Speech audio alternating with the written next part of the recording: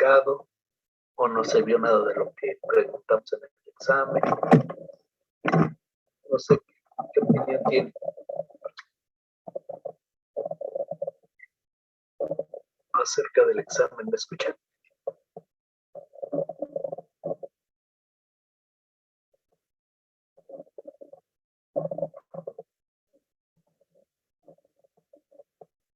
Pues según yo sí vino todo lo que vimos en clase. Nada más lo que estuvo pues complicado en los casos clínicos, pero estaba bien porque te hacía pensar. ¿Por qué? Perdón, es que no alcancé a escuchar. ¿Qué fue lo complicado? Es que no. Pues solamente los casos del final, pero yo digo que estuvieron bien porque nos hacían integrar todo. Ok. Entonces, había unas preguntas que no se entendían muy bien. Voy a revisar cuáles son. O si ustedes tienen, si nos pueden mandar de acuerdo a su criterio cuáles son las que no se entendían, pues para modificarlas y ver, ¿no? Para ver que no hubiera mayor problema, porque bueno, también me interesa es que las preguntas se entiendan y que no causen conflicto, sino más bien que sean preguntas claras y no que esté uno adivinando qué es lo que quiere decir. Entonces, por eso sí me interesa que me digan, si me acuerdan preguntas para poder ser más fácil para mí identificarlas y independientemente de que voy a volver a revisar el examen. Y también voy a revisar lo de las imágenes, a ver qué pasó. Eso es lo que tendría yo que buscar, pero en términos generales el examen creo que no estaba tan malo, ¿sí?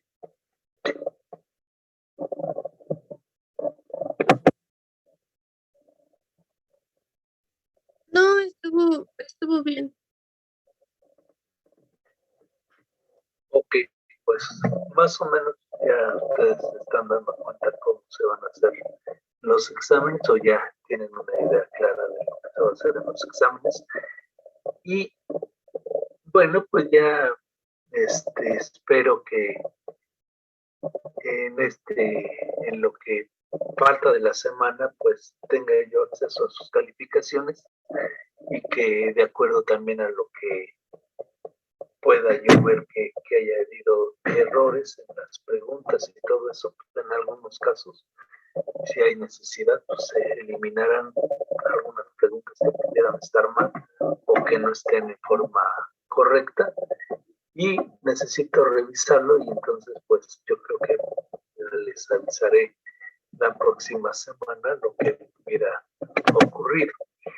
Digo, y espero que les haya ido bien en general, independientemente de algunas cosas que he tenido que estar adivinando. Espero que les haya ido bien en el examen, pero que les haya ido bien. Yo creo que sí. Y entonces, bueno, no sé, les voy a pedir entonces si me hacen favor de mandar con Saulo debe ser que habrá alguna página o algo así para que me puedan enviar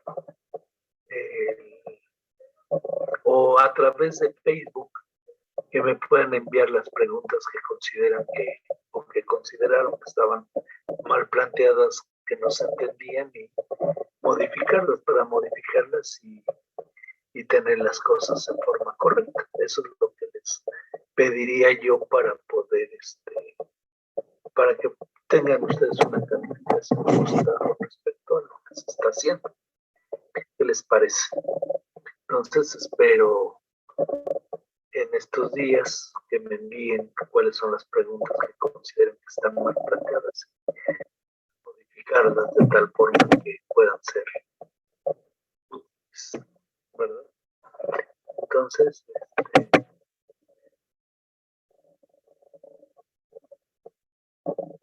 puedo dar representación del examen, si nada más que lo tenga yo en físico bien y podríamos ver la posibilidad de hacer una vamos a tratar de hacer, probablemente el próximo lunes, haríamos la retroalimentación del examen. Entonces, para que no queden dudas con respecto a las cosas, y eso es lo que haríamos. Entonces, usaríamos parte del tiempo para hacer la retroalimentación del examen el próximo lunes. Y hacer las aclaraciones pertinentes sobre el examen. Eso es lo que haríamos el lunes. Entonces, ¿algún otro comentario? ¿Alguna otra cosa que deseen? Con respecto a lo que hemos visto, dudas. ¿Nada? ¿Todo muy claro? Con respecto a lo que son los trastornos circulatorios, ¿no hay duda, nada hasta ahorita? No, creo que todavía no, doctor.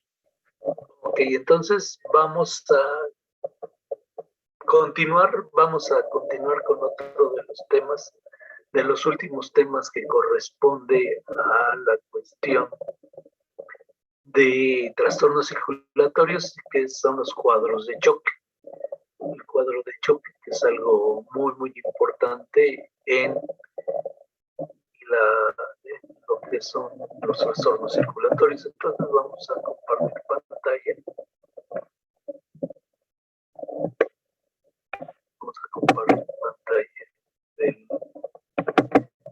cuadro de choque.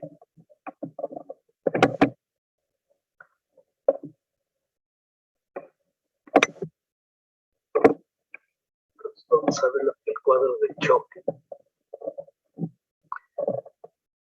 Primero, bueno, vamos a definir qué es choque.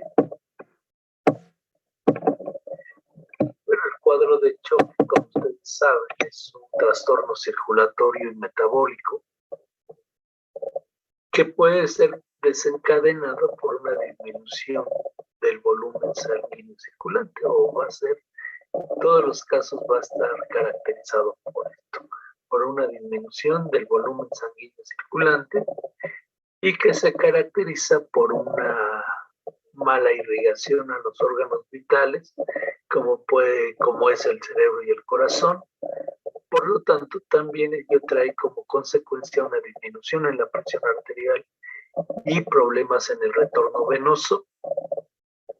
También a esto, una de las características que conlleva todo esto es una vasodilatación y secuestro irreversible de sangre en capilares, que dan origen a la formación de microtrombos. Y también lo que vamos a encontrar como algo característico de cualquier cuadro de choque, independientemente de la causa, es la coagulación intravascular diseminada. La coagulación intravascular diseminada, y evidentemente en un cuadro de choque que no es atendido oportunamente, siempre conlleva a la muerte del individuo. Siempre va a conllevar a la muerte del individuo. Y los cuadros de choque van a ser diferentes dependiendo de cuál sea la causa o el origen de ellos. Por ejemplo, tenemos el choque hipovolémico. El choque hipovolémico, donde existe una pérdida de sangre del 35 al 40% del volumen circulatorio. Entonces, eso es lo que normalmente se dice, que un cuadro de choque hipovolémico es donde hay esa pérdida. ¿Cuáles son las causas más importantes? Pues hemorragias, ¿verdad? Las hemorragias graves, las enteritis, ¿verdad? Donde existen diarreas profusas, crónicas, ¿verdad? Donde hay pérdidas importantes. Las quemaduras, por ejemplo, las quemaduras de tercer grado, y la deshidratación, ¿verdad? La deshidratación importantísima en los pacientes. Entonces, estos son algunos casos por los cuales se provoca el choque hipovolémico. ¿Se acuerdan, antes de continuar y ahorita que estoy recordando, ¿se acuerdan que les había yo hecho el planteamiento de una pregunta sobre un paciente que muere en agua dulce y en agua salada? Les preguntaba yo que si era lo mismo, que si era la misma causa de muerte. ¿Recuerdan que estábamos viendo lo de cuestiones de edema? Entonces no sé si averiguaron algo antes de continuar con esto. Puede ser que el agua salada, al ser una solución hipertónica y como tiene otro peso molecular de los solutos, tienda a acumular agua dentro de los capilares. Exacto, entonces generalmente, recordando algo de física, generalmente los líquidos van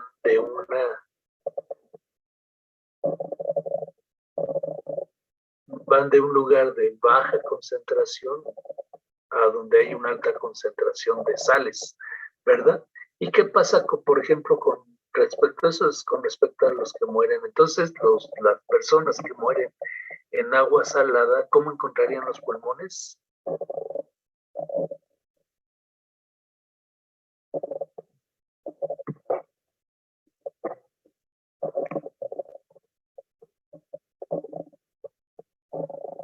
¿Estarían congestionados?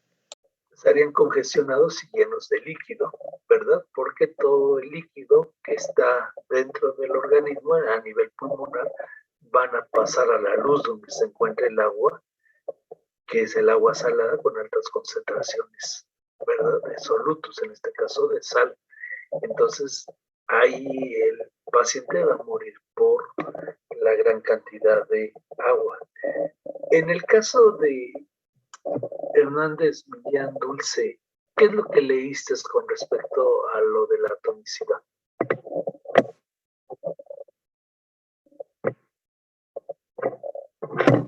Pues lo mismo que acaba de decir mi compañero Rafael. Ok, entonces Sí. es exactamente lo mismo. ¿Y qué pasa con el de agua dulce? ¿Qué pasa con esa persona?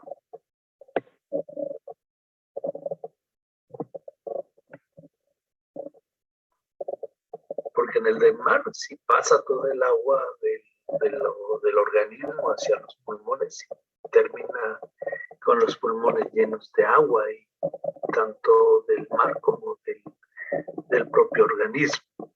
Pero ¿qué pasa con las personas que mueren en agua dulce? ¿Qué sucede ahí?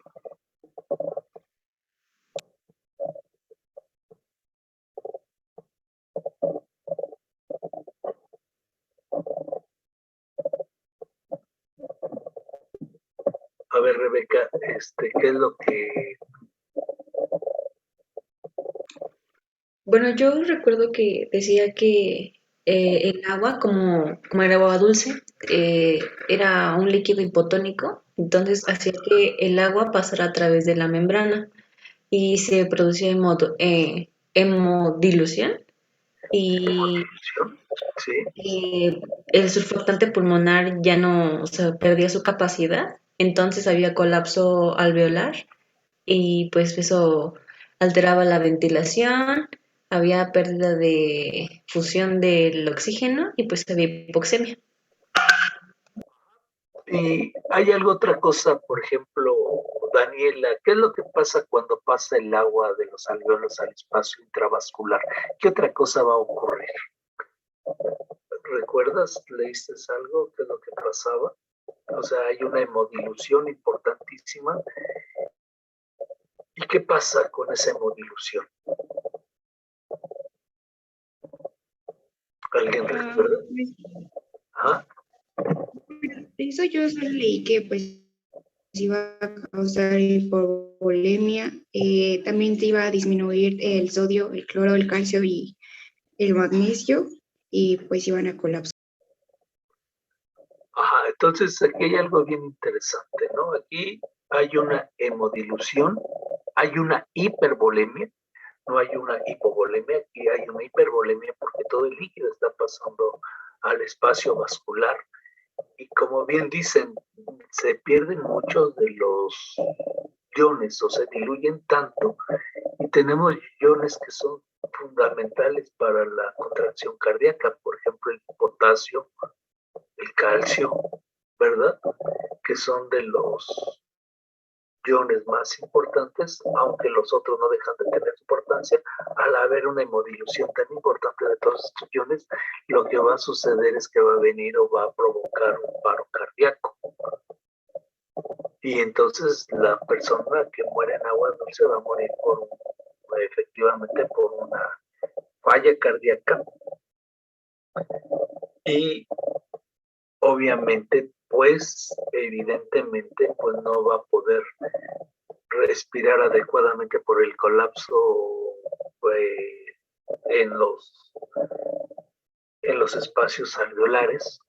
Y entonces generalmente encontramos que aquí los pulmones, ¿cómo van a estar? Pues vacíos, ¿verdad? Van a estar vacíos, no los vamos a encontrar llenos de agua, porque todo el agua ha pasado al espacio vascular. Y entonces ahí con esa hipervolemia podemos tener edemas en otras áreas, pero no precisamente en los alveolos. Entonces hay cosas interesantes, por ejemplo, aquí es algo importante en el caso de los individuos que mueren en agua dulce o en agua salada. Entonces, y vemos que hay una gran diferencia. ¿Y cuál de los dos sufre más y tarda más tiempo en morir? ¿Leyeron eso?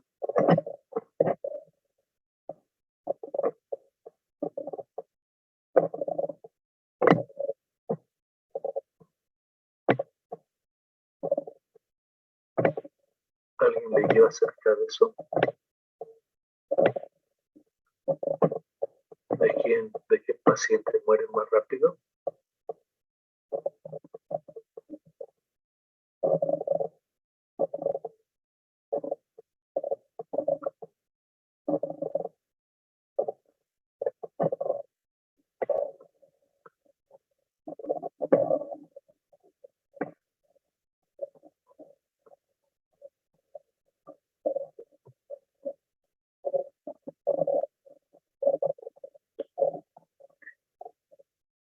No, no, Janet. Es exactamente al revés. La persona de agua dulce, la hemodilución es inmediata, es muy rápida. La capacidad del pulmón para absorber agua es rapidísima. La hemodilución tarda unos cuantos minutos, un minuto, 2 minutos. Y la hemodilución y el paro cardíaco viene de forma inmediata. Entonces, eso ocurre aquí, no sé si todos lo puedan ver, pero su compañera comentaba que el de agua dulce tardaba más en responder por la hemodilución y el de agua salada se ahoga más rápido. No, aquí la cuestión es que el paro cardíaco es rapidísimo, no tarda unos cuantos segundos, un minuto, 2 minutos, en que se da el paro cardíaco y todas las consecuencias de esto, un parto masivo, una detención súbita del corazón y la persona muere muy rápido, mientras que la del agua salada tarda más en lo que se da todo el cuadro de hipoxia y todo eso, dura un poco más y la agonía es más tardada al menos eso es lo que hacen referencia a los libros, de que es más tardado el tiempo y el sufrimiento es mayor en estas personas. Entonces, pues hay que aprender a nadar y hay que tener mucho cuidado cuando estamos en algunos lugares, ¿verdad? Entonces, eso es algo que les quería yo comentar como dato curioso de cómo todo tiene una implicación para entender algunos de los aspectos de la fisiopatología de algunas cosas. Entonces, ¿ya habían ustedes en algún momento se habían hecho esa pregunta? Si las personas que se ahogan en el mar o en ríos es de la misma forma, ¿cómo se había hecho esa pregunta? ¿O ya habían tenido referencia con respecto a ello?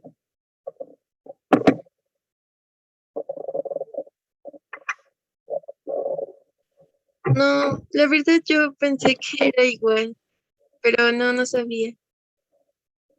Ok, bueno, pues espero que les haya servido de algo el entender un poco esta situación. Pero pues nada más son como datos curiosos que ocurren en la vida diaria y las cosas importantes. Entonces, bueno, no sé si tengan algún comentario con este, que tenía que ver con el edema pulmonar. Nada, algún comentario, algo que quisieran añadir o no.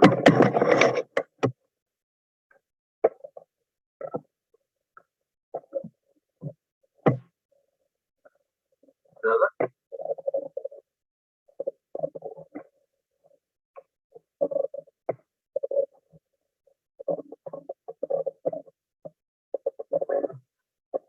Bueno, si no hay más comentarios,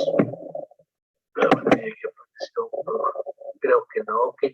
Entonces, bueno, espero que les. Entonces tenemos, continuando con el cuadro de choque, pues una de las cosas que nos ayuda o que nos vamos a entender es el cuadro de choque. ¿Verdad? Una de las causas más importantes es la pérdida del volumen circulatorio. Y bueno, dentro de las causas más importantes, pues tenemos las deshidrataciones, ¿verdad? La deshidratación, que puede ser por falta de toma de agua, por pérdida de agua, por ejemplo, en aquellas personas que tienen vómitos continuos, ¿verdad? El vómito también hace que se pierda mucho líquido, ¿verdad? Además de que pierden mucho las enteritis, ¿verdad? Donde hay diarreas profusas con una gran cantidad de pérdida de agua y las hemorragias graves, entre otras causas. Aquí, por ejemplo, tenemos un hemoperitoneo, seguramente que puede estar asociado a una ruptura de algún órgano. Hay una situación especial donde los órganos se vuelven muy frágiles y pueden tener hemorragias tan importantes. ¿Cuál pudiera ser aquí alguna cosa que nos pudiera favorecer que hubiera un hemoperitoneo? Por ejemplo, a nivel hepático hay una condición que hace que el hígado se vuelva muy frágil. ¿Recuerdan cuál es?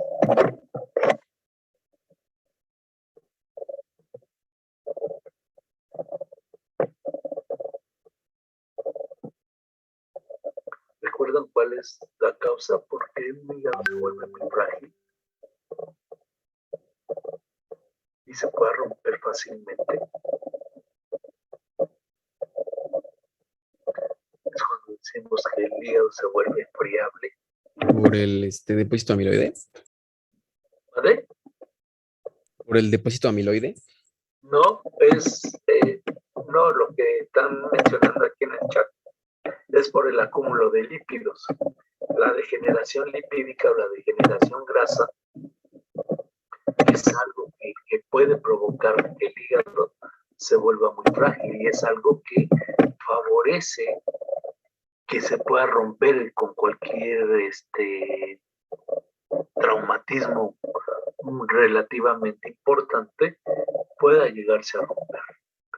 Entonces, eso es lo que puede suceder en el caso de la lipidosis hepática, que ocurre en aquellos pacientes que son obesos, que son sedentarios y que van generalmente asociados con el síndrome metabólico que se habla ahora tanto y que se hace referencia a la diabetes mellitus. Esa es una de las causas. Hay otra causa importantísima también que no menciono aquí y que está relacionado con la vasculatura, que pudiera ser algo que pudiera romperse fácilmente y que encontramos comúnmente en el vaso y en la aurícula derecha del corazón de los perros. ¿Qué pudiera ser?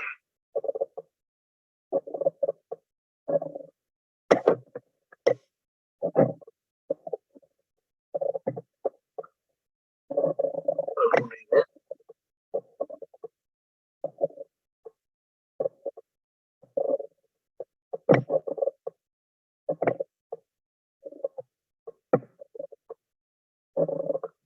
alguna idea de lo que pudiera estar?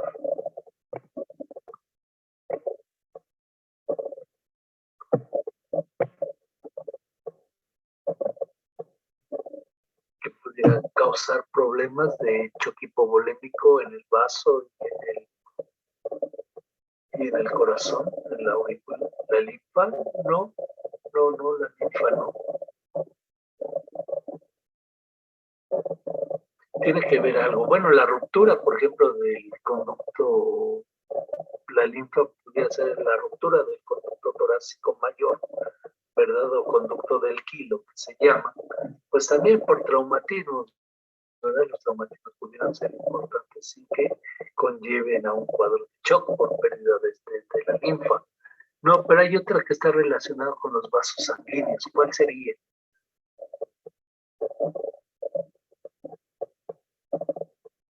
¿Alguien?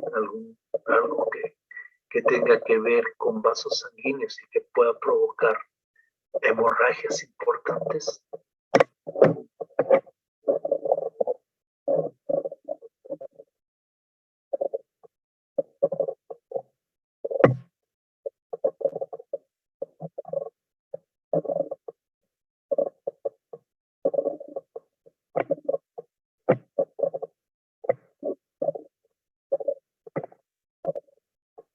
¿Nada? Pues los tumores de los vasos sanguíneos, el hemangiosarcoma. Un hemangiosarcoma es un tumor de vasos sanguíneos, sí, que frecuentemente tiende a romperse, y ese es dentro de los sitios más comunes de presentación y que pueden llegar a romperse, es aquellos que se producen en el vaso y también aquellos que se producen en el corazón. Entonces estos tienden a romperse fácilmente y a provocar hemorragias sumamente importantes que conllevan a la pérdida de sangre en los individuos y mueren por cuadro de choque hipovolémico. Entonces son otras de las causas de las cuales pudiéramos tener estos problemas.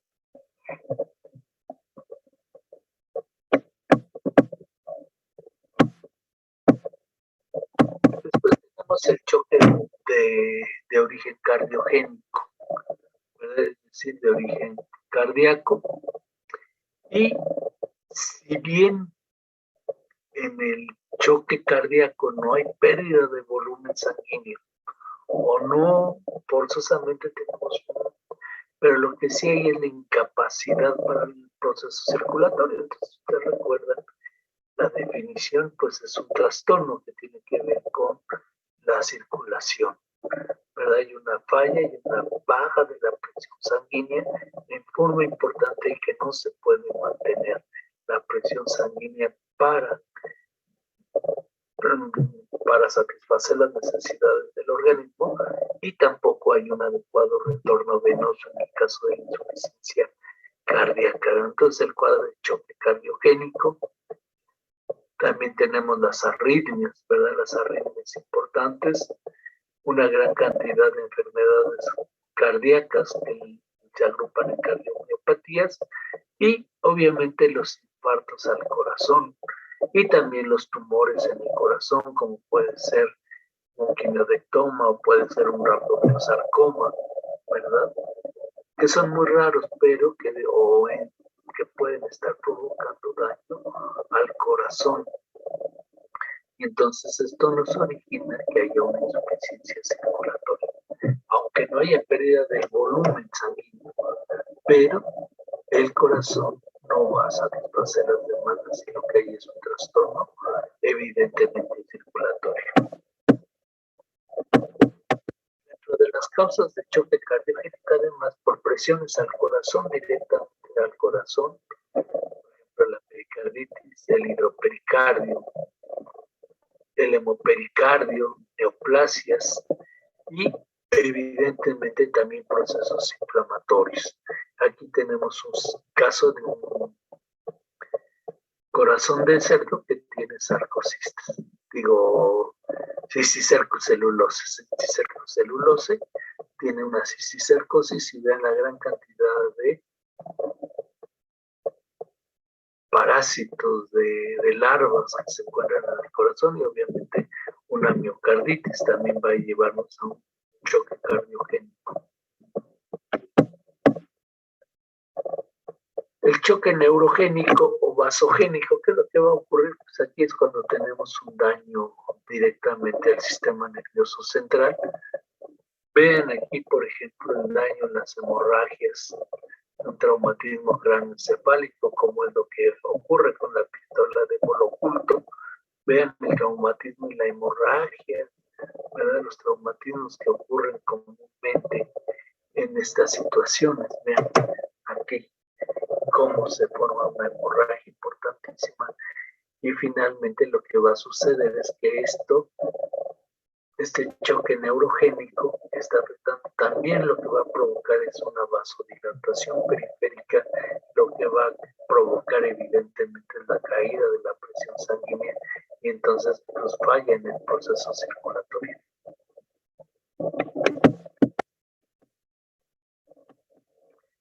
Otra de las causas de de choque neurogénico pues son los dolores intensos, como los caballos que tienen cólico, ¿verdad? Vean los dolores, los estímulos dolorosos del cuerpo, por el caso del cólico del caballo, por torsión intestinal, aquí en este caso pues es una fractura que debe ser sumamente dolorosa, ¿verdad? Que ocurre muy frecuentemente en los caballos, y por sobredosis de barbitúricos o de narcóticos en el caso de los animales, ¿verdad? En caso de cirugía por sobredosis, cuando hay errores en la dosificación o cuando se hace el sacrificio o cuando se mata a los animales con barbitúricos.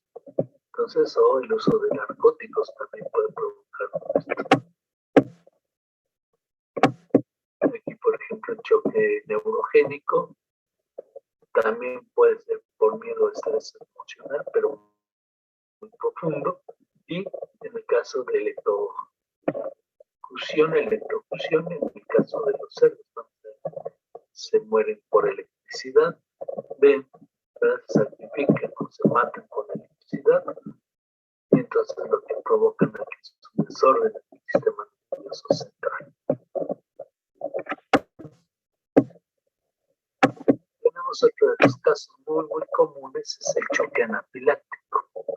Y este choque anafiláctico está dado por la liberación de histamina, que lo que provoca es la vasodilatación periférica de una gran cantidad de vasos, y entonces eso lo que hace es que se caiga la presión sanguínea y también se dé un trastorno, entonces finalmente de los procesos circulatorios. El choque anafiláctico generalmente es por medicamentos, uno de los más comunes es la penicilina, por picaduras de insecto cuando son masivas, ¿verdad? Por alimentos ricos en proteínas, sobre todo en aquellos alimentos que se dan ricos en grandes cantidades de proteínas, como puede ser la soya, o puede ser estos compuestos a base de suero de leche, que son riquísimos en proteínas y que se dan como alimentación en los animales de granja. Después tenemos el choque endotóxico o síndrome de respuesta inflamatoria sistémica, y que se da por infecciones o septicemias por bacterias gram negativas que poseen endotoxinas, o bien por exotoxinas que producen las gram positivas. Este cuadro de choque endotóxico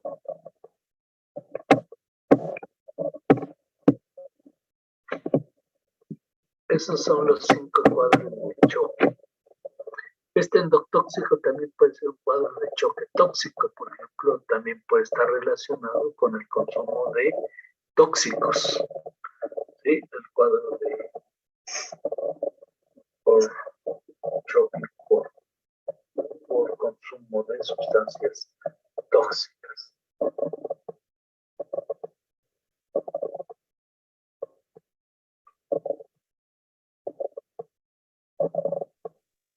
Doctor, ¿podría regresar a una diapositiva, por favor? ¿Vale? ¿Podría regresar una diapositiva? Sí.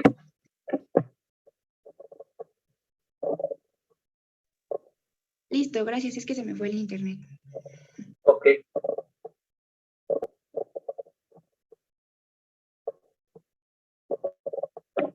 Entonces aquí tenemos el choque anafiláctico, el choque endotóxico o tóxico, ¿verdad? Donde tenemos una gran cantidad de gas.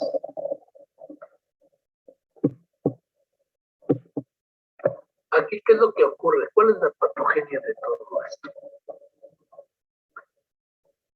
Pues se supone que todos los cuadros de choque, una de las causas más importantes es el choque hipovolémico, el choque cardiogénico, que es lo que van a provocar una disminución de la presión arterial, es decir, va a haber una hipotensión.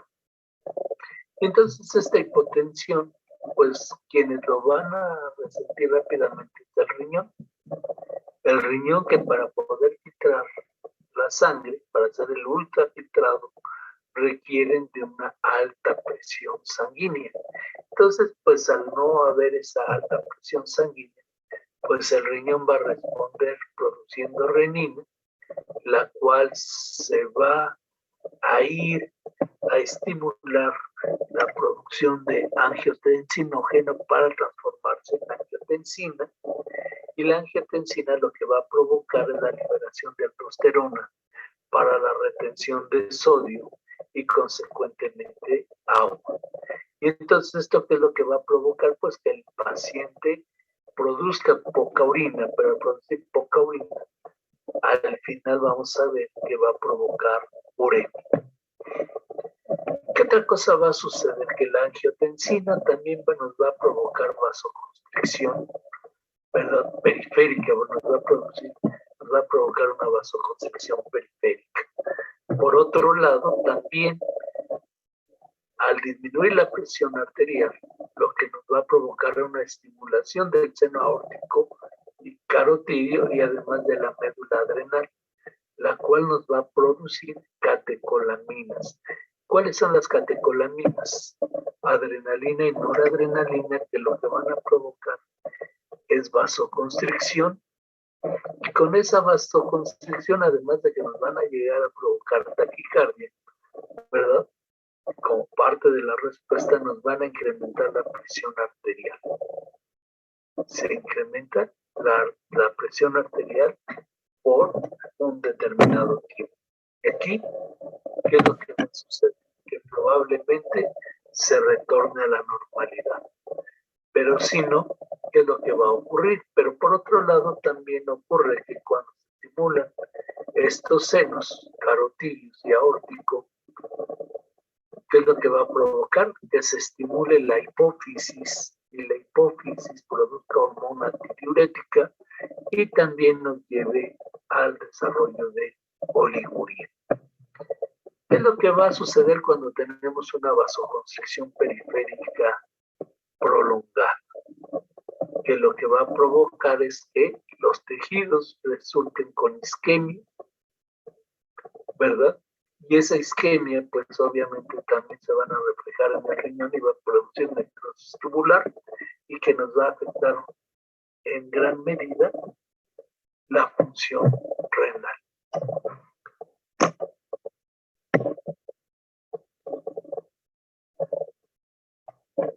Y esta isquemia también lo que nos va a provocar es una lesión endotelial.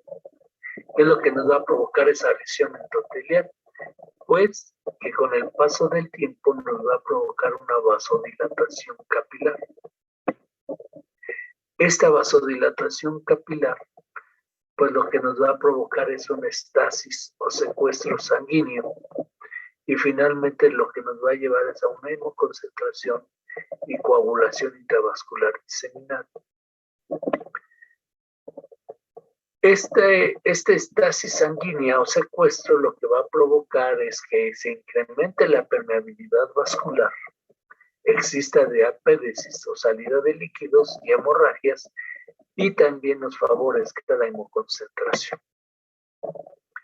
Por otro lado, esta vasodilatación también va a provocar la caída de la presión arterial nuevamente, disminución del gasto cardíaco y finalmente la muerte del individuo.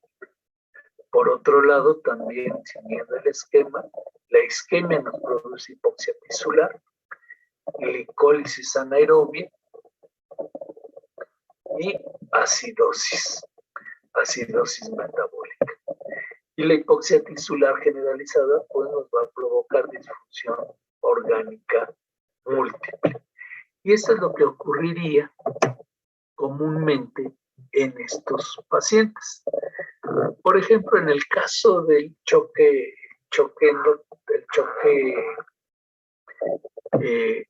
endotóxico, ¿qué es lo que va a ocurrir? Pues que todas las toxinas, ¿qué es lo que van a provocar? Daño endotelial, vasodilatación capilar, disminución de la presión arterial, estasis sanguínea, hemoconcentración, coagulación intravascular y muerte. ¿Qué es lo que va a suceder en el caso del choque en el choque anafiláctico? Lo mismo, lesión endotelial, vasodilatación capilar, disminución de la presión arterial y todo lo que hemos visto que va a provocar coagulación intravascular diseminada y la muerte. Eso es lo que va a ocurrir en los cuadros de choques. Son, en términos generales, esta es la patogenia de lo que ocurre comúnmente en todos los cuadros de choque.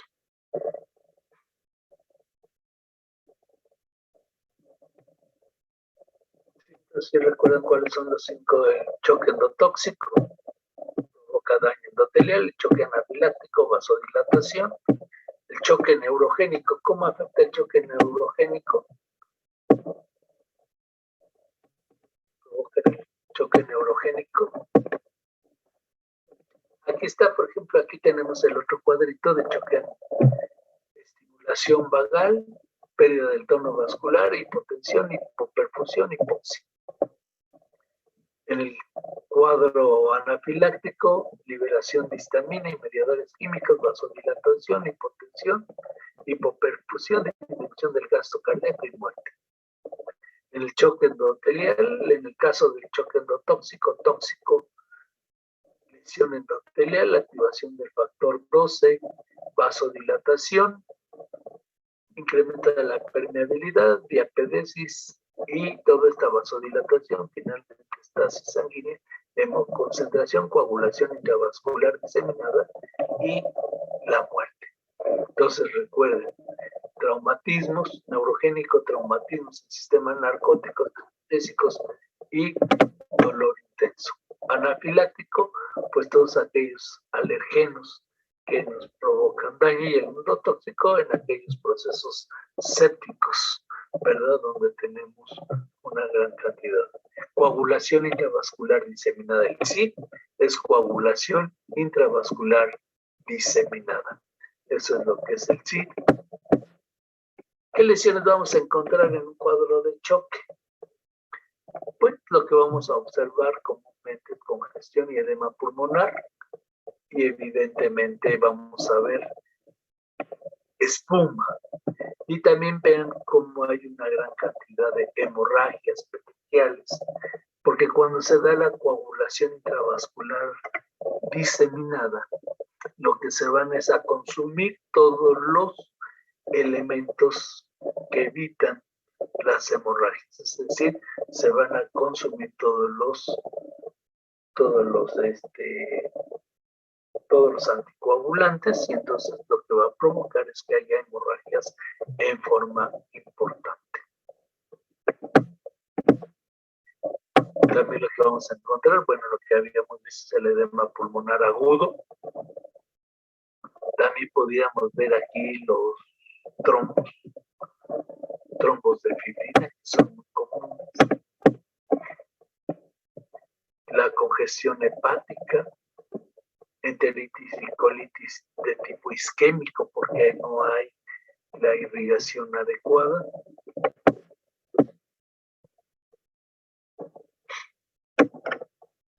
Entonces, ¿alguna duda hasta aquí de lo del cuadro de choque? Fue algo muy rápido.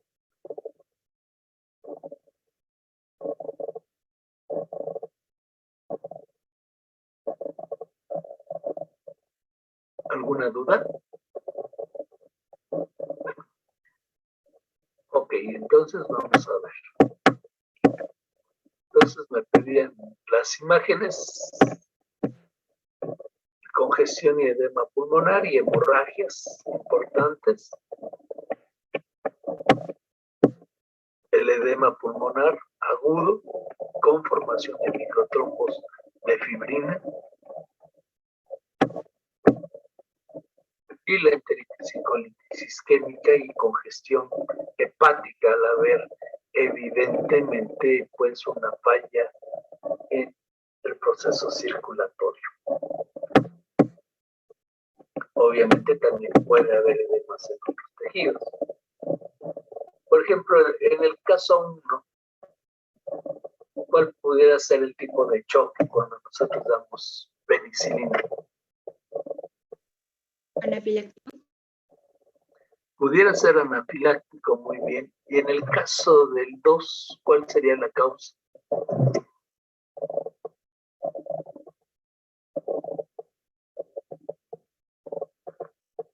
¿Un choque de qué tipo? Cardiogénico. Cardiogénico. Y en el 3,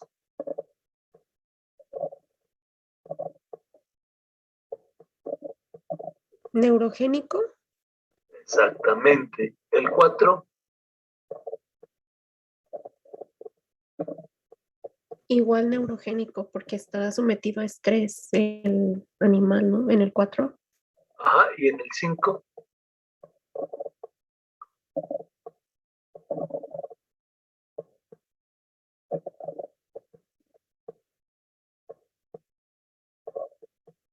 también puede ser neurogénico. Vean, esto provocará mucho dolor y es muy intenso. Y en la 6, después de que se han insensibilizado a los animales, ¿qué le están haciendo a este?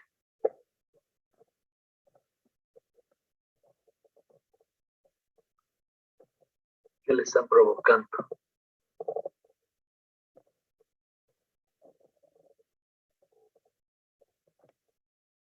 ¿Qué le están haciendo a ese pobre animal?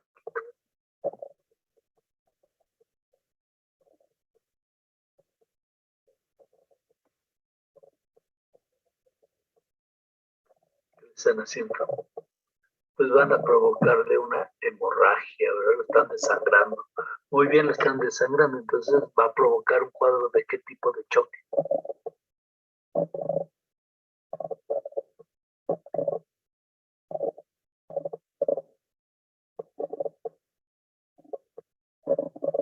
Hipovolémico, un cuadro de choque hipovolémico.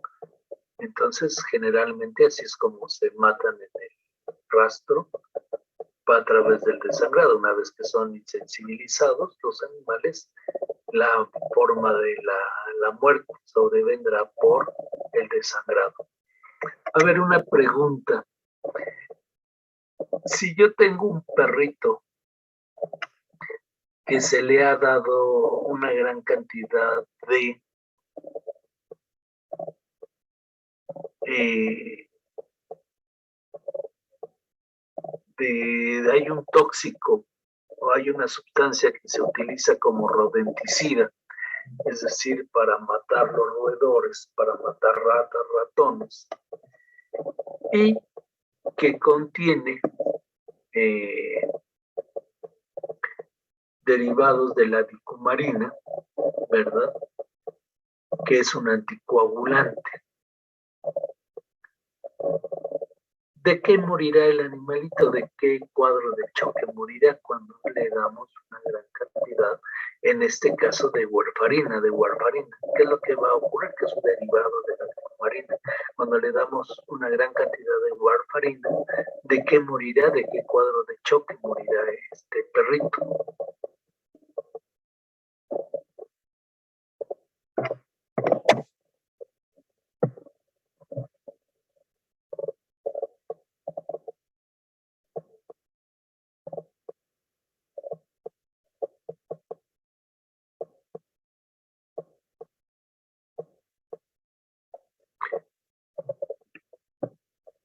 A ver, aquí hay varias respuestas. Aquí hay varias respuestas y dicen que cardiogénico. ¿Por qué cardiogénico?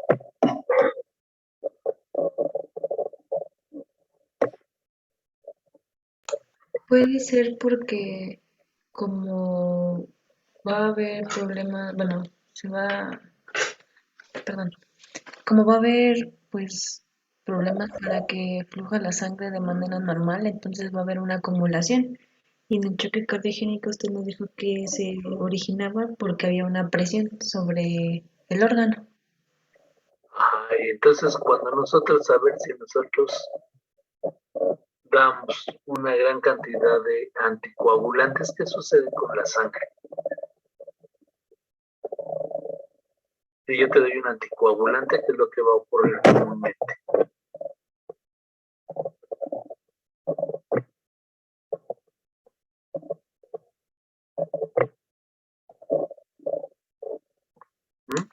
Va a comenzar a fluir de forma más rápida, fluida. Y entonces, ¿qué es lo que ocurre cuando damos un anticoagulante? Que la sangre va a coagular, va a tener un sistema de reparación por coagulación. Ah, No, ¿verdad?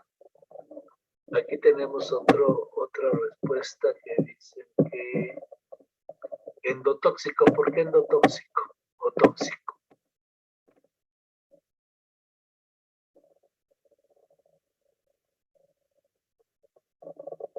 Porque ahí su efecto de la warfarina es sobre los factores de la coagulación.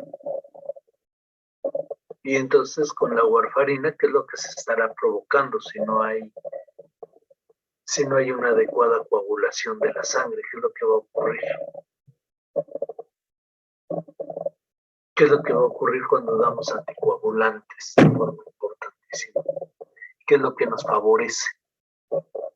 ¿El desarrollo de qué?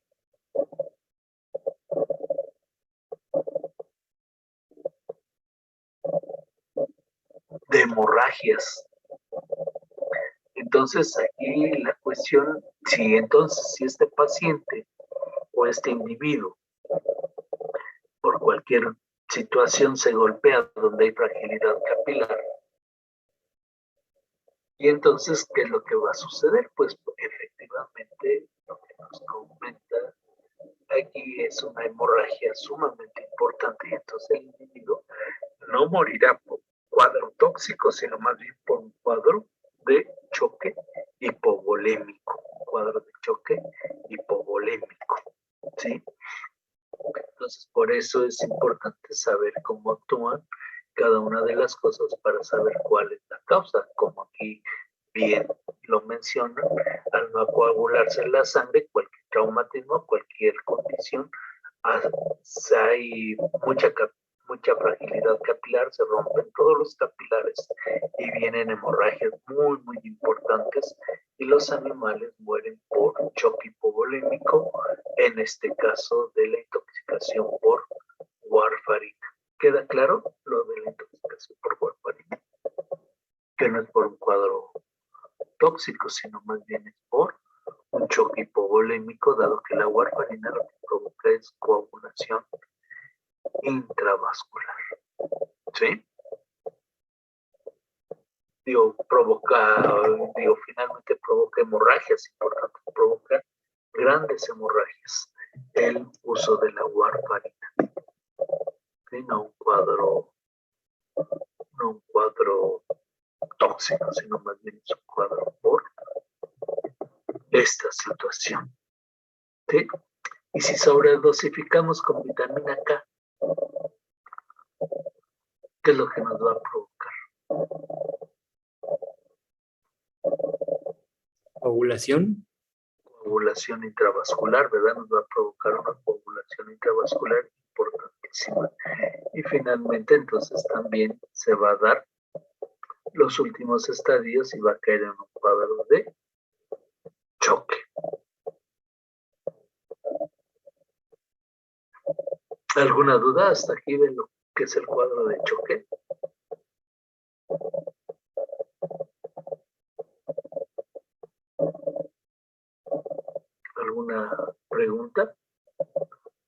o algo con respecto a lo que es el choque? No, doctor.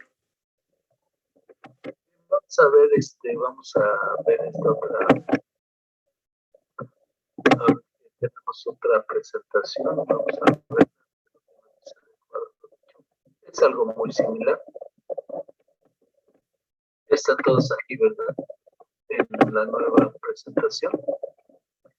Entonces, el choque es una insuficiencia circulatoria aguda, disminución del volumen circulante, aunque no siempre es esto correcto, retardo en la velocidad de la corriente sanguínea y perfusión capilar insuficiente para mantener las funciones celulares.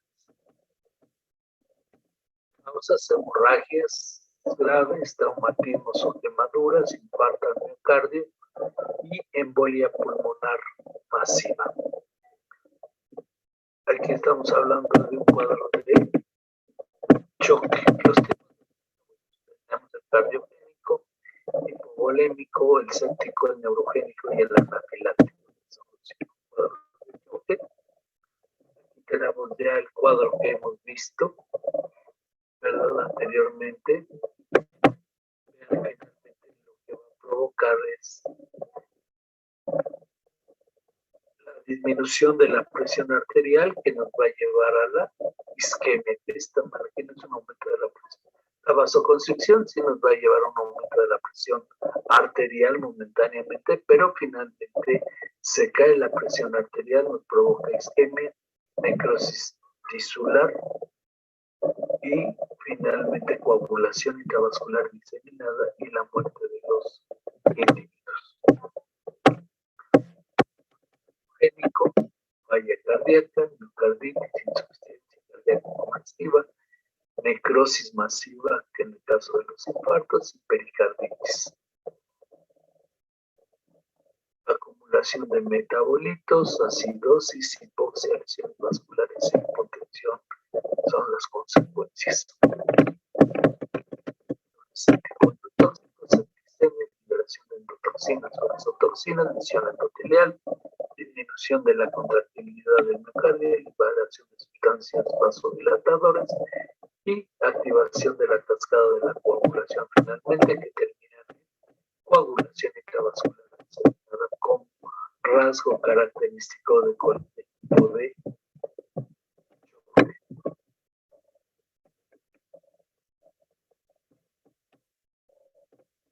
Y bueno, con eso terminaríamos lo que es toda la condición de toda la situación de sistema circulatorio. ¿Hasta aquí hay alguna pregunta con respecto a lo que es la circulación sanguínea, a los trastornos circulatorios? Porque con esto terminaríamos.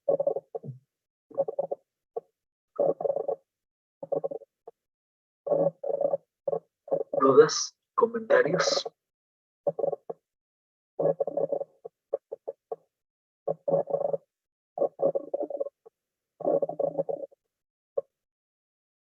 Ok, entonces con eso terminamos el trastornos circulatorios.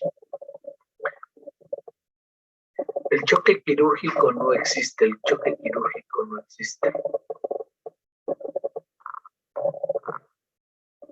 Entonces el choque quirúrgico no existe. Por muchas iatrogenias que ocurran y que provoque uno, no existe ese choque quirúrgico. Presentación en el... Sí, en realidad sí tendríamos el examen la próxima semana, podría ser el miércoles. ¿Cómo ven? Les voy a subir las presentaciones y todo para que puedan ir leyendo. ¿Cómo ven el miércoles?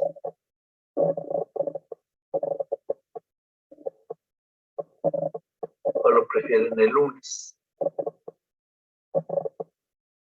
¿O el martes? Miércoles, yo le digo que miércoles está bien. Bueno, la gran mayoría dice que el miércoles. por ahí hay alguna persona que tiene examen el miércoles. Pero bueno, pues tiene todo el día para hacer el examen, o sea, no creo que... Y pues yo supongo que han estado estudiando continuamente y no creo que sea tan complicado este examen. El tema es relativamente sencillo, no se los he complicado mucho, ¿verdad? Entonces, el miércoles hacemos el examen, ¿les parece?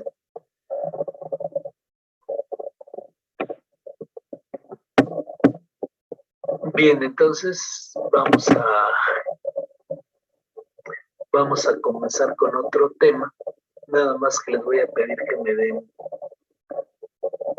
10 minutos en lo que bajo la presentación de este nuevo tema, por favor. Sí, 10 minutos y nos vemos a las 12:15.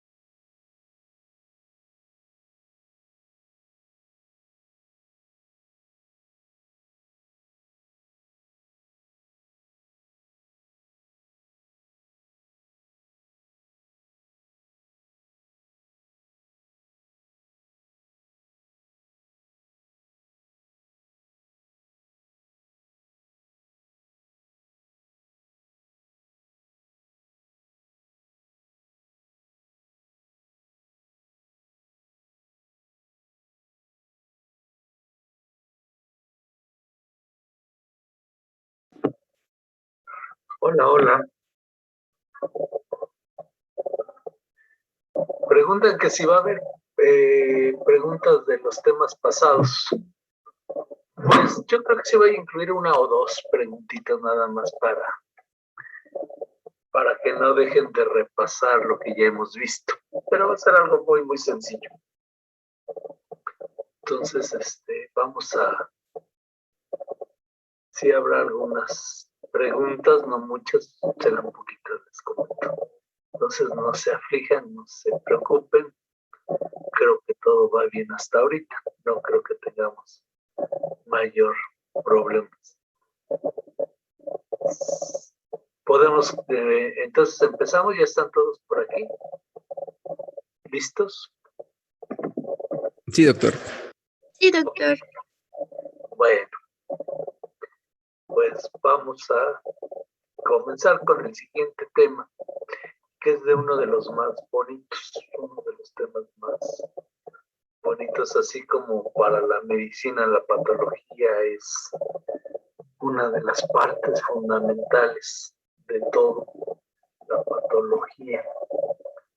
Se dice por ahí que es la piedra angular de la medicina.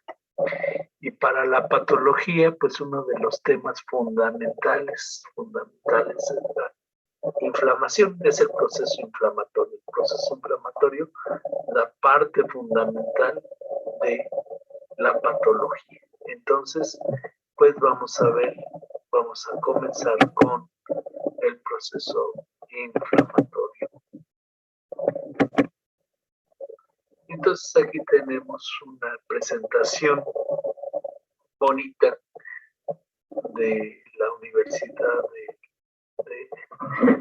de Kansas, de la Escuela de Medicina de Kansas, y del doctor Fishback, ¿verdad?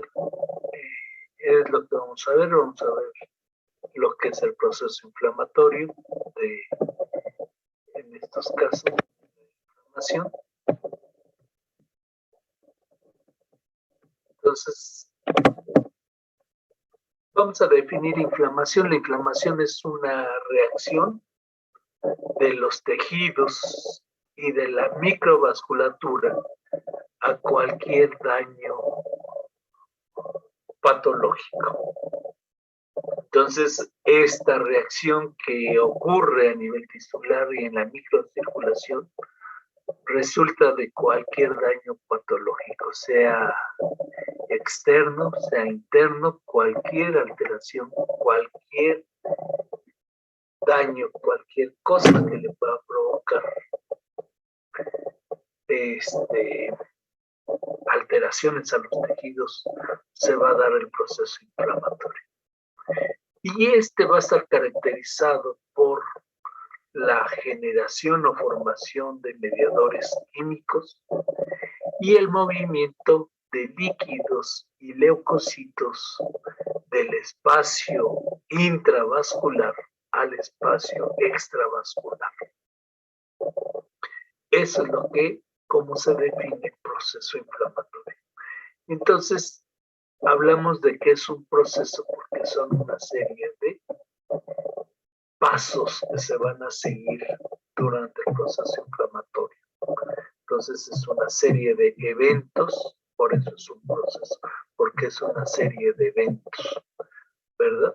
Y que estos eventos pueden terminar en cualquier momento.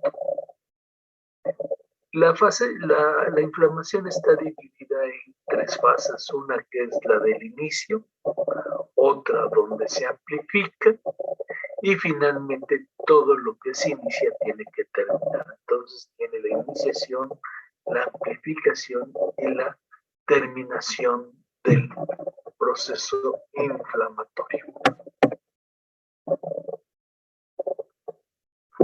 ¿Qué es lo que debemos de saber del proceso inflamatorio?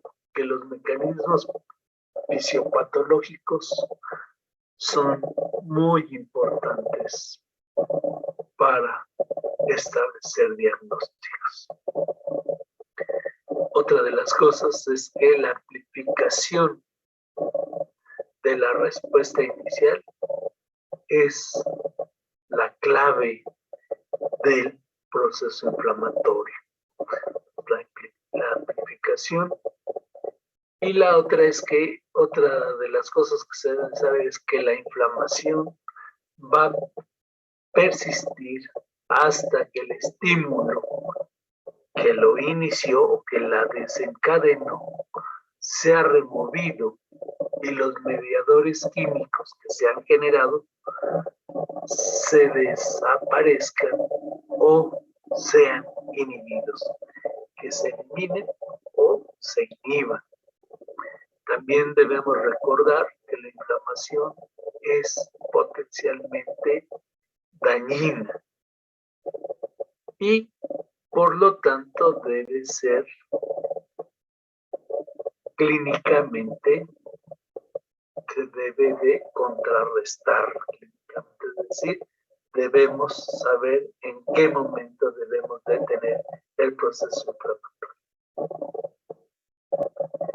Y conociendo todo esto, hay una serie de blancos estratégicos terapéuticos que son críticos para el control del proceso inflamatorio o de las vías proinflamatorias. Entonces, ¿qué podemos utilizar para evitar un proceso inflamatorio? Por ejemplo, con relación a esto de que la inflamación es potencialmente dañina, por ejemplo, la inflamación nos puede matar, el proceso inflamatorio, por ejemplo, a nivel pulmonar, a nivel cardíaco, a nivel del sistema nervioso central, o cualquier otro órgano donde la inflamación sea tan extensa, nos puede matar rápidamente. Entonces, por lo tanto, debe de ser detenida, ¿verdad? Entonces, debemos entender o conocer que los mecanismos fisiopatológicos o patogénicos son muy importantes para el diagnóstico. Usted recuerda que el proceso inflamatorio está caracterizado por 5 signos que le llamamos los 5 signos cardinales. Y Cornelius Celsius en el año 2 a.C., en el siglo 2 a.C., enumeró 4, que es el enrojecimiento, la hinchazón, el calor y el dolor, ¿verdad? Al enrojecimiento le llamamos rubor, a la hinchazón le llamamos tumor, ¿verdad? Y finalmente, Rudolf Virchow señaló un 5.º signo, que es el de la pérdida de la función. Entonces, cuando hay un proceso inflamatorio, los tejidos dejan de funcionar adecuadamente. Por ejemplo, aquí tenemos un proceso inflamatorio en un paciente. ¿Cómo sabemos que está inflamado esta zona? ¿Qué signos clínicos, qué signos cardinales vemos aquí? El enrojecimiento o rubor. A ver, vámonos un poquito más. Vemos, entonces, como bien dicen, es enrojecimiento, ¿verdad? El enrojecimiento de la zona. Ese es uno. Y el enrojecimiento le llamamos rubor. ¿Qué otra cosa vemos? ¿Se ve que está aumentado de volumen o no? Aquí, por ejemplo, podemos ver los bordes y cómo está esta zona. ¿Está aumentada de volumen? Sí. Sí, ¿verdad? Entonces le llamamos ahí tumefacción, ¿verdad? ¿Y qué otra cosa podemos o pudieron, si lo tocáramos, cómo estaría esa zona? ¿Fría? Caliente. Caliente, ¿verdad? Entonces habría calor, ¿verdad? Y si lo tocáramos, ¿qué sucedería con ese paciente? ¿Qué recibiríamos de respuesta si lo tocamos? Le dolería mucho. ¿Dolor? Mucho dolor, ¿verdad? Entonces aquí estarían. ¿Y ustedes creen que esta pierna le ayudaría para sostenerse al paciente? No, No, ¿verdad? Y entonces ya tenemos ahí los 5 signos, ¿verdad? Estaría perdiendo la función, que es la de sostener, de apoyar, ¿verdad? Entonces ya tenemos los 5 signos que se enumeran en un proceso inflamatorio. Aquí en esta imagen que estamos viendo,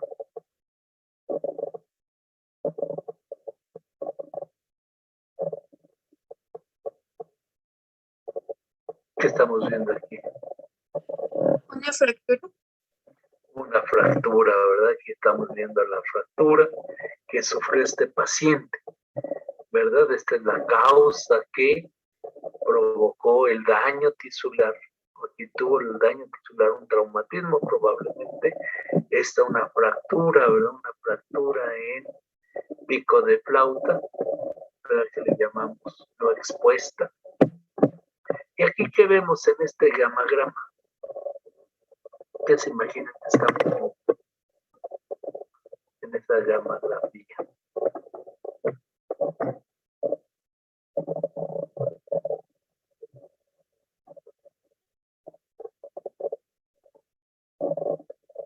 ¿Qué se imagina? La temperatura, o sea que en los puntos negros se ve más, bueno, detecta más alta la temperatura. No, no estamos viendo temperaturas. Hemorragia. ¿Eh? Estamos viendo células, un incremento en la celularidad. Lo que estamos viendo aquí, estos son puntos donde podemos ver que hay una mayor celularidad. Si ustedes recuerdan, habíamos dicho que en la definición, ¿qué es lo que iba a haber? Un movimiento, salida de líquidos y células al sitio de daño. Entonces aquí lo que estamos viendo es esa interpretación, que es la mayor llegada de células a este sitio donde está precisamente la fractura.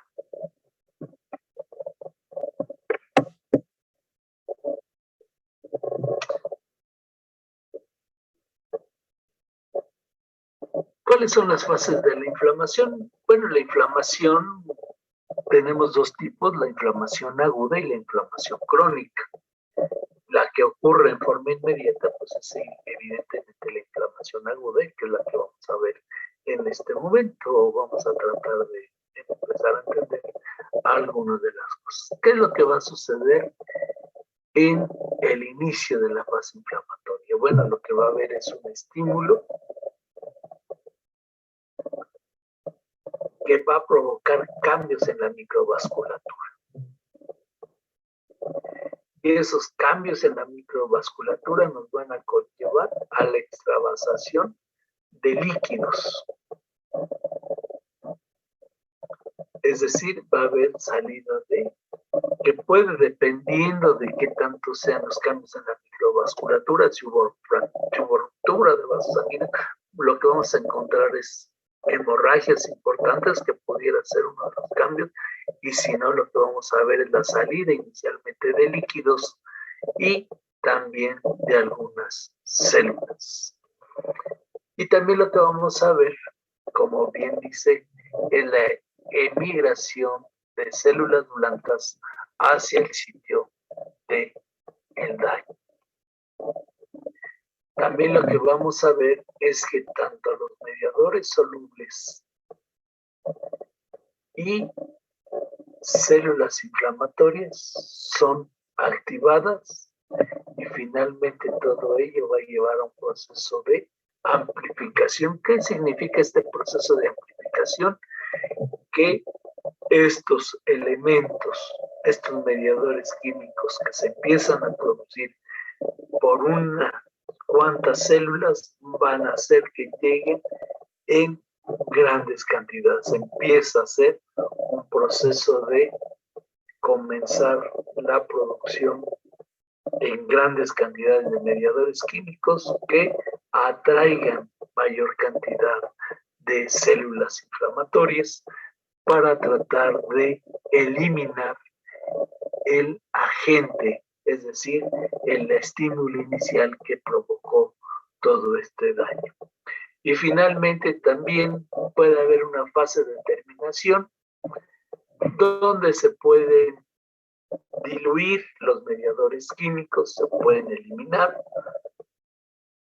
o bien pueden ser inhibidos en forma específica y con ello dar por concluido el proceso inflamatorio, ya que se ha eliminado el estímulo inicial.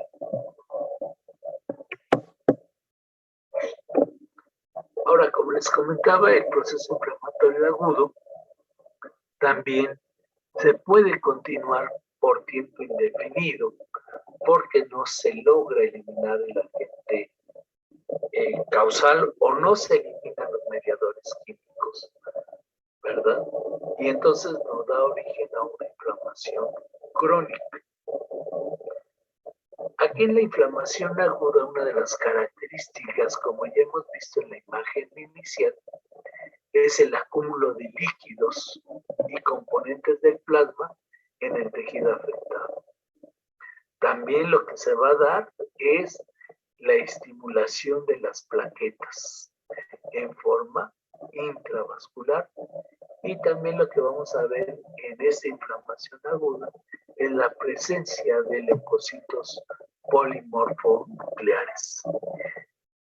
A diferencia de la inflamación crónica, ya no vamos a ver acúmulo de líquidos de forma importante ni de los componentes del plasma, ni tampoco una activación o una estimulación de las plaquetas todavía de forma muy importante, aunque se permanezca.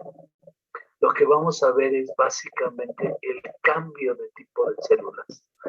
Ya en una inflamación crónica pudiéramos pensar que se trata de un proceso inmunológico ya más específico, ¿verdad? Porque allá hay la generación de células plasmáticas para la producción de anticuerpos específicos, va a haber la presencia de linfocitos y macrófagos en forma importante.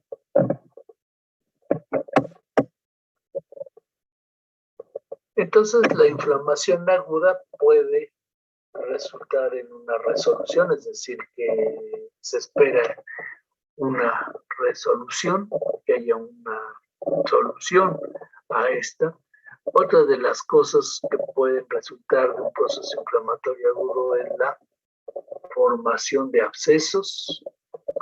Obviamente esta formación de abscesos requiere o está dada por una necrosis licuefactiva. En algunas ocasiones va acompañado de cicatrización, que ocurre aun cuando el elemento no sea eliminado o el elemento sea eliminado.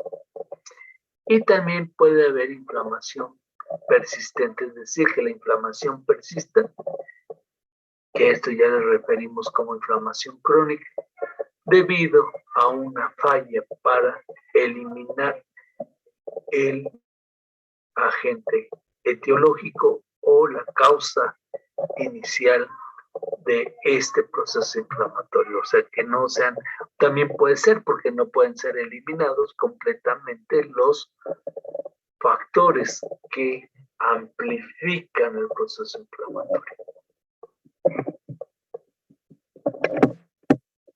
Entonces aquí tenemos un cuadrito donde tenemos un estímulo inicial que nos lleva a un proceso inflamatorio agudo y que puede llegar a un proceso crónico inflamatorio. Pero un proceso agudo no va a ir directamente hacia la cronicidad, sino que tiene que haber un paso intermedio que nos permita, ¿verdad?, llegar a la cronicidad, y este le llamamos un proceso subagudo o proceso crónico activo. Es decir, aquí lo que vamos a ver son elementos de la fase aguda, elementos de la fase crónica, pero sin predominio de alguno u otro. Entonces hay una mezcla de elementos y esa mezcla de elementos nos permite definir como un proceso crónico activo.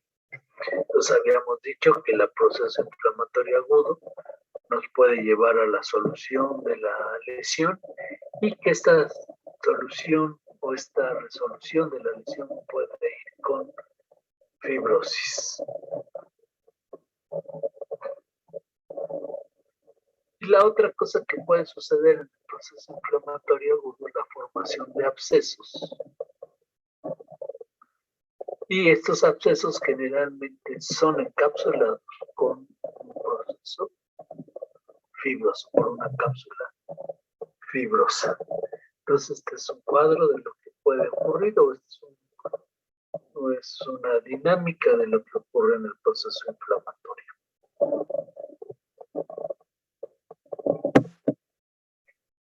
En el proceso inflamatorio existe una triple respuesta o hay una respuesta con tres situaciones que ocurren a nivel de los vasos sanguíneos.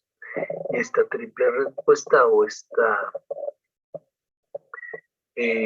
trilogía o esta forma que ocurre en los vasos sanguíneos, que es señalada por Lewis en 1927, él nos habla de que los vasos sanguíneos va a haber una transitoria y no siempre presente una vasoconstricción que puede durar de unos cuantos segundos a unos minutos. Si hablamos de vasoconstricción, estamos hablando de qué nivel, a nivel arterial o a nivel venoso.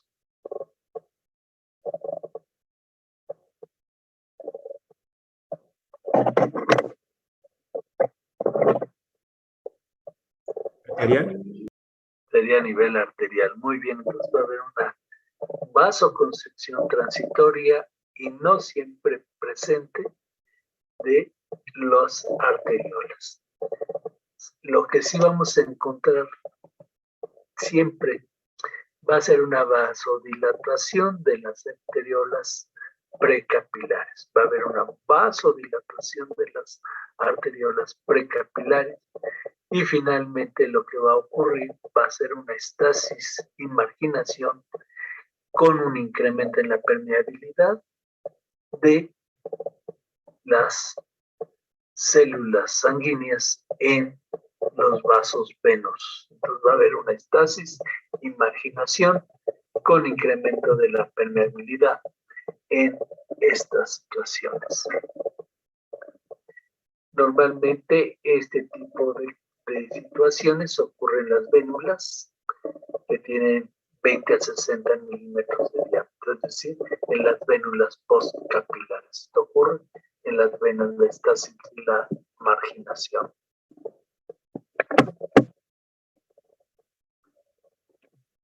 Ustedes recuerdan que en el proceso proceso inflamatorio, normalmente hay una permeabilidad selectiva y perfectamente regulada.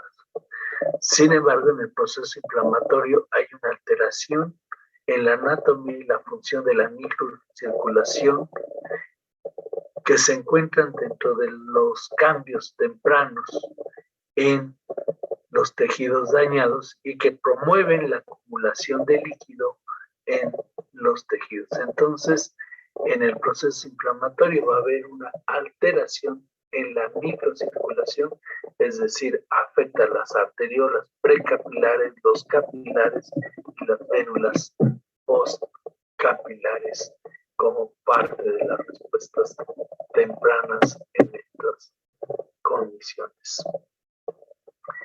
Ya habíamos visto esta condición en la ley de Frank-Starling, donde la presión hidrostática en los vasos sanguíneos está regulada o está balanceada con la respuesta con la presión oncótica u osmótica asociada a las proteínas en el plasma, ¿verdad? Y entonces esto normalmente, este balance entre la presión hidrostática y la presión plasmática lo que hace es permitir la salida de los líquidos y del lecho vascular y su retorno también al lecho vascular. Eso es lo que nos permite la regulación o el balance entre la presión hidrostática y la presión coloidosmótica.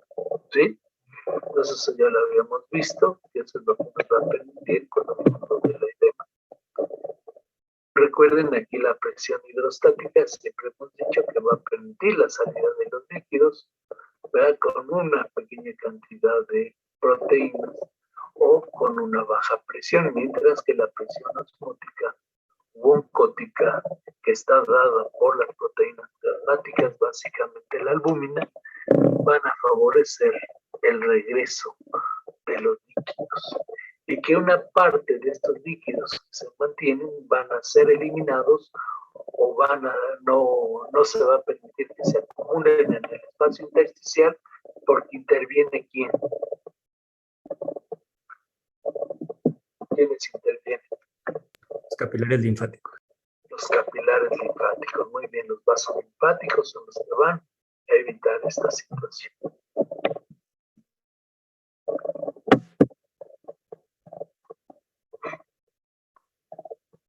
Ahora recuerden que el edema que vamos a ver, si ustedes recuerdan en las clases anteriores, el edema puede ser de origen no inflamatorio, como puede ser el de la falla cardíaca izquierda, donde tenemos edema pulmonar, o por un síndrome nefrótico, donde hay pérdida de proteínas básicamente del plasma,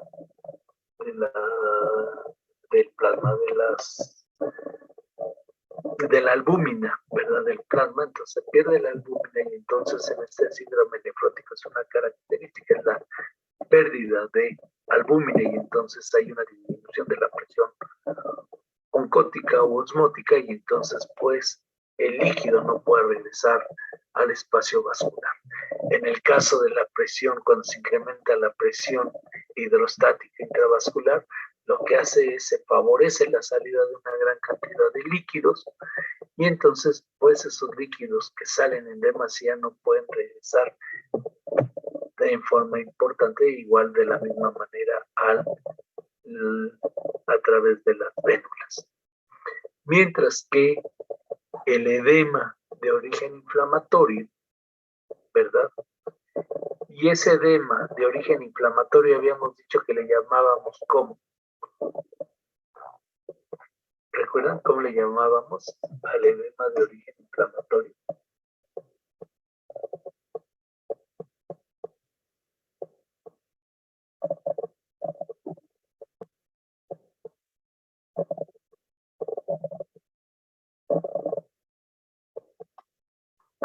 ¿Se acuerdan al edema de origen inflamatorio le llamamos trasudado?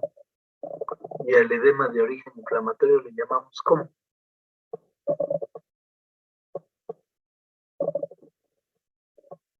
Exudado. Le llamábamos exudado.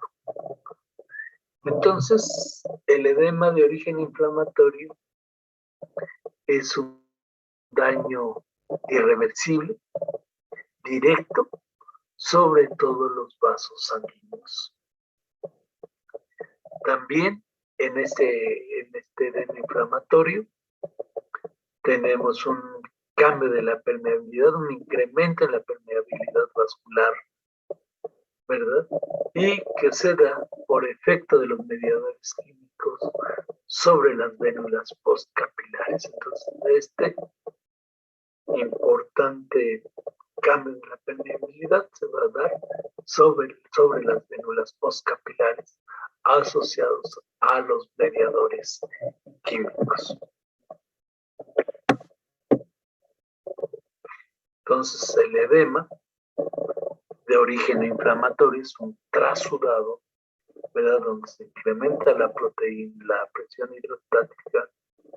Obviamente, aunque la presión oncótica o osmótica se permanezca constante y normal, la presión hidrostática nos va a salir, va a salir una gran cantidad de líquidos con un bajo contenido en proteínas y con una gravedad específica menor a 1.012. Mientras que el edema de origen inflamatorio le llamamos trasudado, que tiene un mayor contenido de proteína con una mayor gravedad específica de 1.015.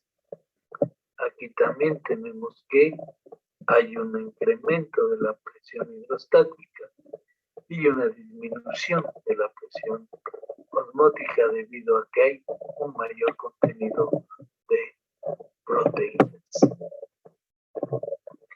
Entonces el edema o exudado contiene, como les había yo dicho, un alto contenido de proteínas. Déjenme ver esto es por un trasudado de origen, por la disminución de la presión oncótica, se me hacía raro. También, vean, ahí también tiene un edema, es un bajo contenido de proteínas, una gravedad específica menor de 1.015. Y aquí lo que está en disminución es la presión oncótica, aunque la presión hidrostática está normal, pero no hay el retorno de los líquidos al espacio vascular. Perdón.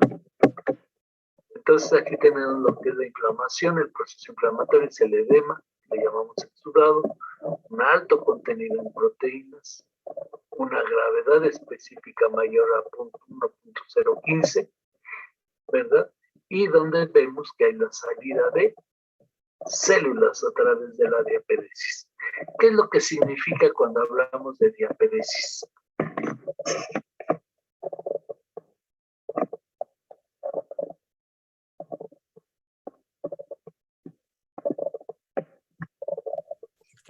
¿Extravasación celular? Cuando hay una extravasación celular, pero que, ¿cuál es la característica importante? Está mediada por proinflamatorios. Pero te acuerdas que también, o se acuerdan que también habíamos visto que había hemorragias por diapedesis. ¿Y cuál era la característica importante? A diferencia de la rexis. La contracción del endotelio. Y entonces, ¿qué es lo característico? Es que no hay daño estructural visible. ¿Sí? ¿Sí recuerdan eso? ¿O es en mis sueños que les comento esto? Sí, lo recordamos. Bueno, entonces sí, porque luego pienso que se los digo y que a lo mejor nada más estoy en sueños. Entonces el exudado, entonces la diapedesis es porque estos mediadores químicos lo que facilitan, y ya veremos otras formas, es la formación de poros sin que se altere la estructura macroscópica de los vasos sanguíneos y entonces puedan salir las células. Aquí tenemos lo que sucede en este proceso inflamatorio agudo, que es muy bonito.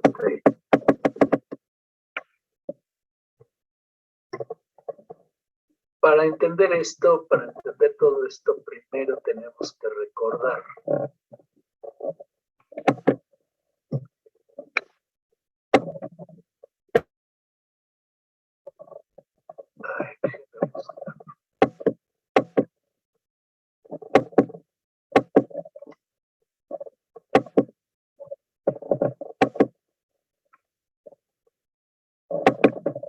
¿ustedes recuerdan? Aquí tenemos un vaso sanguíneo.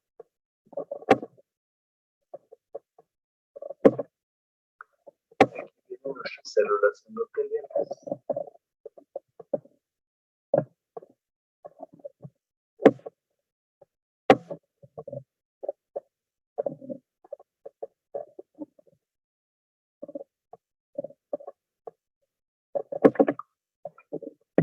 Normalmente en la circulación sanguínea, ¿cómo va organizada? ¿O cómo fluye la sangre? ¿Cómo va organizada en la sangre, cómo viaja. Porque va organizada, no va totalmente todos los elementos por todas partes. Va más rápido al centro y periféricamente va bajando la temperatura, ¿no? La velocidad, perdón, no la temperatura. Aquí en la parte central, viaja ¿qué? Más rápido. ¿Quiénes van? Los eritrocitos y las células pequeñas. Las blancas, ¿no?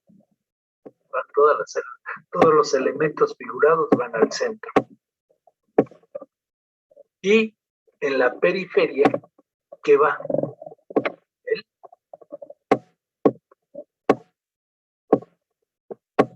plasma.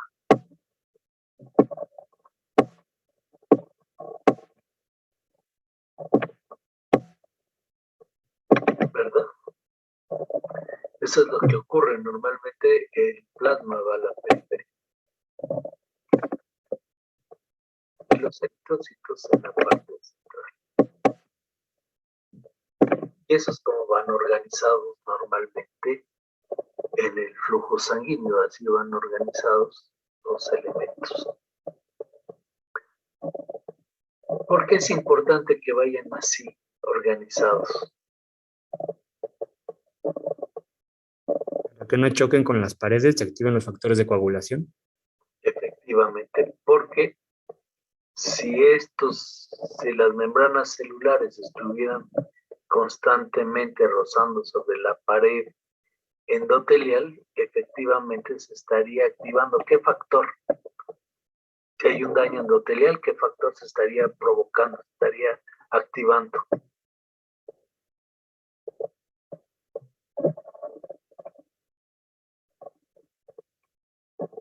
¿El 12? El factor 12, el factor que le llamamos de... ¿Cómo se llama ese factor 12? ¿Bergman? Hageman. Perdón. El factor Hageman, y entonces esto nos estaría provocando ¿qué? Trombosis, ¿verdad? Pues estaría provocando la formación de los trombos, ¿verdad? Por el daño endotelial. Y entonces se estaría activando la cascada de la coagulación a través de la vía intrínseca o extrínseca.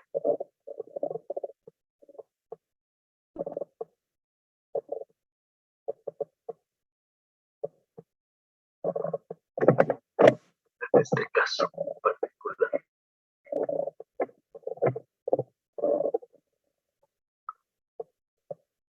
A través de la vía intrínseca, muy bien, a través de la vía intrínseca. Entonces, habíamos dicho que entonces en un proceso inflamatorio, ¿se acuerdan cuáles eran los 3 eventos que iba a ocurrir en lo que estábamos viendo? ¿Cuáles eran los eventos que iban a ocurrir en este caso en el vaso sanguíneo?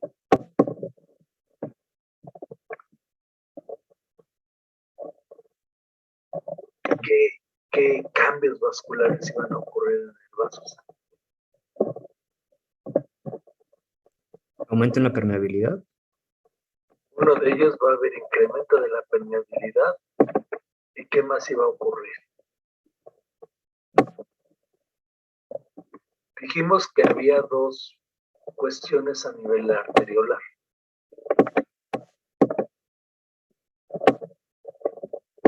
¿Aumenta la presión precapilar? Va a incrementar la presión. ¿Por qué? ¿Qué evento iba a ocurrir aquí en las arterias? Las arteriolas precapilares. ¿Una qué? Había 2 elementos. Uno que pudiera estar presente y no siempre. Uno pudiera ser que una vasoconstricción, muy bien. Pudiéramos tener una vasoconstricción transitoria, ¿verdad? Y después, ¿qué íbamos a tener? Vasodilatación. una vasodilatación. Entonces, ¿qué ocurre con nuestros elementos que van circulando cuando van sobre una área, ¿verdad? Que tiene un diámetro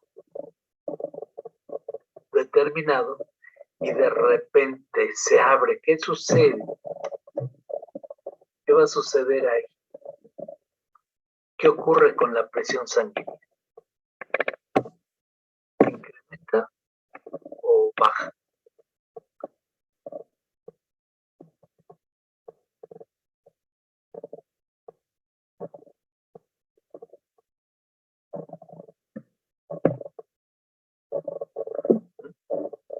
¿Qué sucede con la presión sanguínea? ¿Va a subir o va a bajar? Después de cuando ya tenemos la vasodilatación a nivel arteriolar. ¿Qué pasa con nuestra presión? ¿Va a bajar? Baja la presión sanguínea, disminuye la presión sanguínea. ¿Y qué sucede con nuestro volumen? ¿Qué sucede con nuestro volumen?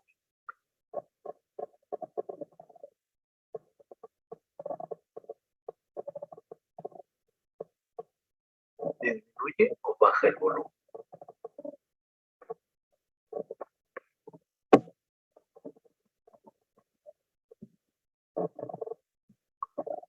Aumenta el volumen sanguíneo. Y todos estos dos elementos que están ocurriendo aquí, ¿qué van a provocar en nuestra forma de circulación sanguínea? ¿Qué es lo que va a ocurrir?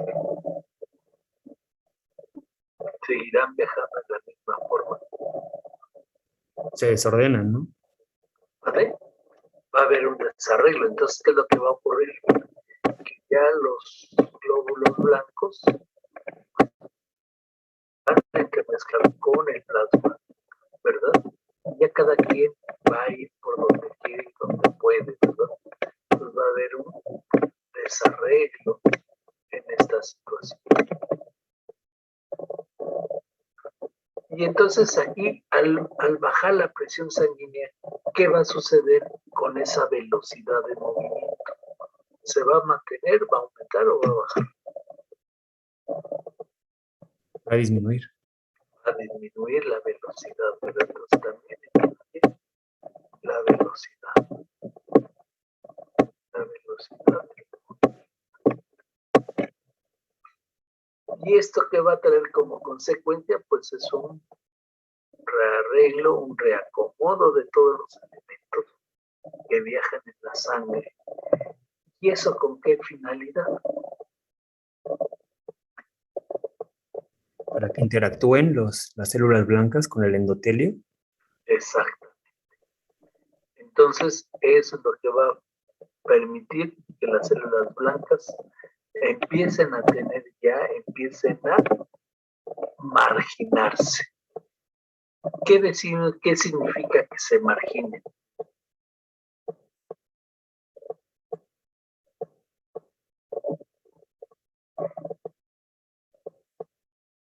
Van a viajar cerca de las células endoteliales. Exactamente, es decir, que se vayan al margen, a la orilla, a la periferia, ¿verdad? Entonces eso es lo que va a ocurrir. Que las células blancas se van a empezar a marginar y a tener, como dice su compañero, un contacto cada vez mayor o más cercano con las células endoteliales. ¿Y qué creen? Que ya se acabó el tiempo y yo sé que tienen clases, creo. Sí, voy a subir las presentaciones y las clases, no se preocupen. Bueno, pues que tengan unos bonitos días de lo que resta de la semana. Y pues nos estamos viendo el día lunes para continuar con las clases y les subo las presentaciones. Gracias a todos por su atención y traten de participar un poquito más, por favor. Y yo sé que la clase es medio aburrida, pero bueno, hay que sacarla adelante de todas maneras. Nos estamos viendo, cuídense mucho.